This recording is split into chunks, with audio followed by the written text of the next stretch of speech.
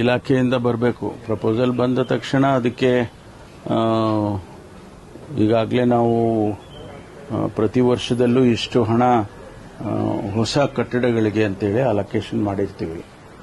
ಅದರಲ್ಲಿ ಅದನ್ನ ಪ್ರಯಾರಿಟಿ ಮೇಲೆ ತಗೊಳ್ತೀವಿ. ಏನಾಗಿದೆ ಅಂದರೆ ಬಹಳಷ್ಟು ಕಡೆ ಬ್ರಿಟಿಷ್ನವ್ರ ಕಾಲದಲ್ಲಿ ಕಟ್ಟಿದಂಥ ಪೊಲೀಸ್ ಲೈನ್ ಅಂತ ಏನಿರ್ತಾ ಇತ್ತು ಅದೆಲ್ಲವೂ ಕೂಡ ಈಗ ಬೀಳೋ ಹಂತದಲ್ಲಿದೆ.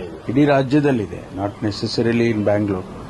ಅದನ್ನು ನಾವು ಹಂತವಾಗಿ ಅದನ್ನು ಖಾಲಿ ಅಂತೂ ತುಂಬ ಕಡೆ ಖಾಲಿ ಮಾಡಿಸಿದ್ದೀವಿ. ಅದನ್ನು ಒಡೆದಾಕಿ ಹೊಸದಾಗಿ ಕಟ್ಟೋದಕ್ಕೆ ಪ್ರಾರಂಭ ಮಾಡ್ತೀವಿ. ಈಗಾಗಲೇ 40% ಈಗ ನಮಗೆ ಸಿಬ್ಬಂದಿಗಳಿಗೆ ಕ್ವಾರ್ಟರ್ಸ್ಗಳು ಸಿಕ್ಕಿದೆ. ಅದನ್ನ ಹೆಚ್ಚೆಚ್ಚು ಮಾಡ್ತಾ ಹೋಗ್ತೀವಿ.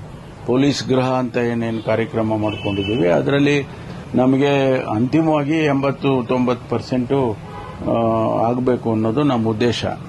ಹಂತವಾಗಿ ಪ್ರತಿ ವರ್ಷ ಮಾಡ್ಕೊಂಡು ಹೋಗ್ತಾ ಇದ್ದೀವಿ. ಅದನ್ನ ನಾನು ಪ್ರಪೋಸಲ್ ಕೇಳ್ಕೊಂಡು ಪ್ರಯಾರಿಟಿ ಮೇಲೆ ಮಾಡ್ಕೊಡ್ತೀವಿ. ಪಂಚರಾಜ್ಯಗಳ ಚುನಾವಣೆ ಆದ ನಂತರ ನೀವು ಸಿಕ್ಕಿರಲಿಲ್ಲ ಸರ್, ಅದು ತಮಿಳುನಾಡದಂತೂ ಸ್ಪಷ್ಟ ಬಹುಮತ ಸಿಕ್ಕಂತೆ ಕಾಣ್ತಾ ಇದೆ. ಅದು ಅನ್ಎಕ್ಸ್ಪೆಕ್ಟೆಡ್ ಅಂತ ಅನಿಸ್ತಾ ಇದೆ ಸರ್.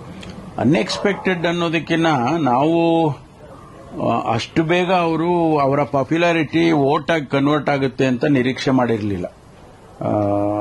ಪಾಪ್ಯುಲಾರಿಟಿ ಖಂಡಿತವಾಗಿ ಇದೆ, ಆದರೆ ವೋಟ್ ಆಗಿ ಕನ್ವರ್ಟ್ ಆಗುತ್ತಾ ಇಲ್ವಾ ಅನ್ನೋದ್ರ ಬಗ್ಗೆ ಅನೇಕ ವಿಶ್ಲೇಷಣೆ ಆಗಿತ್ತು. ಎಲ್ಲೂ ಕೂಡ ಅದು ಖಂಡಿತವಾಗಿಯೂ ಇಷ್ಟೊಂದು ಪರಿಣಾಮಕಾರಿಯಾಗಿ ಆಗುತ್ತೆ ಅನ್ನೋದನ್ನ ನಾವು ಯಾರೂ ಊಹೆ ಮಾಡಿರಲಿಲ್ಲ. ಜನ ತೀರ್ಮಾನ ಮಾಡಿದ್ದಾರೆ, ವಿಶೇಷವಾಗಿ ಯುವಕರು ಅವರಿಗೆ ಸಹಕಾರ ನೀಡಿದ್ದಾರೆ. ಇದು ಒಂದು ಹೊಸ ಬದಲಾವಣೆ. ಯಾಕೆಂದರೆ ತಮಿಳುನಾಡಿನಲ್ಲಿ ದ್ರವಿಡಿಯನ್ ಪಾರ್ಟಿಗಳು ಬಹಳ ದಿವಸದಿಂದ ರೂಲ್ ಮಾಡಿದೆ. ಎಡಿಎಂಕೆ ಮಾಡಿದೆ, ಡಿಎಂಕೆ ಮಾಡಿದೆ. ಇವ್ರು ಬಿಟ್ರೆ ಅವರು, ಅವ್ರು ಬಿಟ್ರೆ ಇವರು ಅಂತ. And they were looking for A third alternative. ಅದು ಕಾಂಗ್ರೆಸ್ ನಾವು ಅದನ್ನ ಮಾಡ್ಕೊಳ್ಳೋದಕ್ಕೆ ಆಗಲಿಲ್ಲ. ಒಂದು ವೇಳೆ ನಾವು ಮಾಡ್ಕೊಂಡಿದ್ದಿದ್ರೆ ನಮಗೂ ಅದು ಅನುಕೂಲ ಆಗ್ತಾ ಇತ್ತೇನೋ ಗೊತ್ತಿಲ್ಲ. ಆದರೆ ನಾವು ಮಾಡೋಕ್ಕಾಗಲಿಲ್ಲ. ಅದಕ್ಕೆ ಒಂದು ಎಕ್ಸ್ಪೆಕ್ಟ್ ಮಾಡ್ತಾ ಇದ್ರು ಜನ, ಒಂದು ಥರ್ಡ್ ಆಲ್ಟರ್ನೇಟಿವ್ ಸಿಗಲಿ ಅಂತ. ಅದ್ರ ಜೊತೆಗೆ ಇದು ಪಾಪ್ಯುಲಾರಿಟಿ ಪ್ಲಸ್ ಯಂಗರ್ ಜನರೇಷನ್ ಹೊಸ ಬದಲಾವಣೆಯನ್ನ ನೋಡ್ತಾ ಇದ್ದು, ಇದೆಲ್ಲ ಸೇರಿ ಒಟ್ಟಾರೆ ಆ ರೀತಿ ಆಗಿದೆ ಅಂತ ಹೇಳಿ ಅನಿಸುತ್ತೆ.